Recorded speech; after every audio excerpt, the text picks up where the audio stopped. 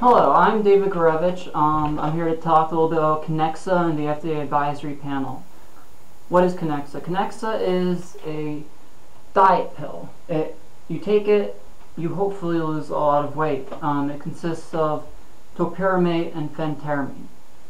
What's going on this week, which a lot of people are very excited about, what's going on is the FDA review panel is going to meet to vote on whether or not they recommend the approval of this drug. And this is pretty important because the FDA review panels are typically followed by the FDA. Now have been some high profile exceptions lately.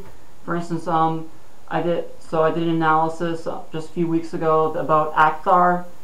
Panel voted something like 22-1 for its approval, but the FDA did not approve it, which everyone was surprised, but I got correct. There's been some high profile cases where the FDA did not follow the panel's advice very recently. In fact, there's belatacept as well, and perfenidone or Esbriet, I think. This is all off the top of my head, but I've done a lot of research into this area, and there have been some very high-profile exceptions lately. So what is going to happen at this panel vote? They're going to assess whether Qnexa is safe and effective for treating obesity. Now, there's no doubt, I think, in anyone's mind that Qnexa is effective. If you look at the data, you'll see something like, I don't know, about 24 weeks of those on Qnexa lost 25 pounds of weight, as opposed to 11 pounds in those taking phentermine and about 14 pounds in those taking topiramate. This is from an article I wrote on the subject. So efficacy, it works. It works really well. It works so well it's kind of scary. And that's really where the key issue is. People don't know about the safety of this drug. What's happening is a combination of two drugs, phentermine and topiramate. Now, the obesity drugs in general have had a lot of uncertainty, a lot of problems. I think people really remember the fen-phen debacle, where phentermine and fenfluramine caused a very significant increase in a certain type of cardiac heart problem.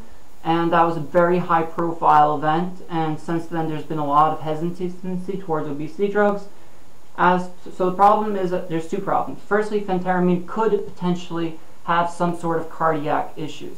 Now the fact is, phentermine and fenfluramine are different. The fenfluramine is what was to blame the fen-phen for the heart disease. It has some sort of serotonergic effect, a certain receptor. I think it's the, I can't remember the exact name of the receptor. Is either A, B, or C for 5-HT, but any one of those receptors, well, let's see if I have it. Anywho, so yeah, one of the receptors, and phentermine is not the fenfluramine that caused the problem. However, it is a stimulatory drug. It could increase your heart rate. So there is potential for some sort of heart issue. That is very, very serious. Heart issues are not taken lightly.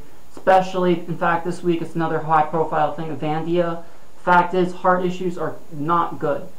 Now, the other issue is the topiramate. Topiramate is an anti-epileptic, and it can cause feelings of weirdness, tingling, kind of cognitive slowing down, these kinds of side effects.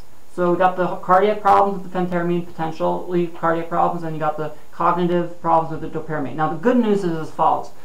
It's very hard to find data. I would not bet either way on this drug's panel, because the fact is, I need to make a kind of projection. I need information, and there's very, very little information.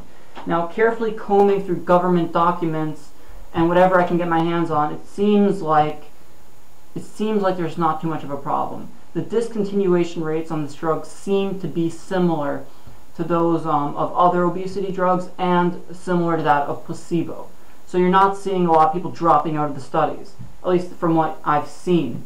However, the fact is this drug is so effective. We're talking about 25 or 10% weight loss in like a matter of months.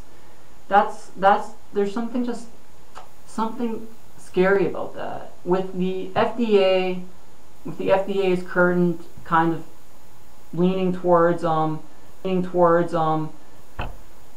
higher degree of safety, I would say that there's going to be some interesting information released at this panel about the safety profile. If I had to bet, I would say overall I think the panel is going to be positive, but this isn't something I'm confident or comfortable on. I mean, so far I have a perfect track record in predicting FDA decisions. About, depends how you count.